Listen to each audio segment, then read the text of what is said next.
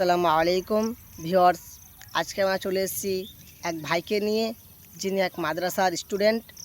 তিনার কাছে আমার একটা প্রশ্ন থাকবে যে, ভাই, এই যে হজের মানুষ হজ করতে যায় এবং হজ করতে গিয়ে যে জমজম পানি পান করে, এই পানি পান করে আমরা কি কি উপকারিতা পেতে পারি, একটু জানতে পারি?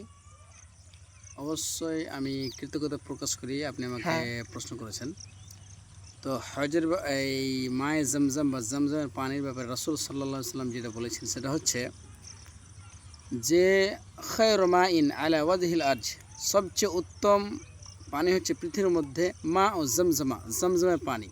ফিহে তোয়ামু তোয়ামে, এই জমজমের পানির মধ্যে রয়েছে খাদ্যের অভাব, অর্থাৎ খাদ্য, অর্থাৎ আপনি জমজমের পানি খেলে আপনার খাদ্যের অভাব মিটবে। 2 নম্বর ওয়া সিফা ও শাকমে, এবং এই জমজমের পানির মধ্যে রয়েছে রোগের আরোগ্য বা মেডিসিনে কাজ করবে, অর্থাৎ আপনার কোনো রোগ হলে এই জমজমের পানি আপনার ওষুধের মতো কাজ করবে।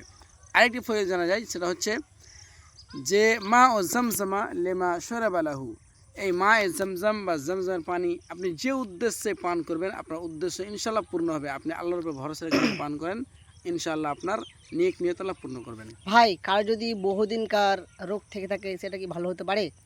ইনশাল্লাহ রাসূল সাল্লাল্লাহু আলাইহি সাল্লাম এটাই বলেছেন যে আপনি যে নিয়তে পান করবেন সেই নিয়তে পূর্ণ হবে ইনশাল্লাহ, আল্লাহর উপর ভরসা করলে।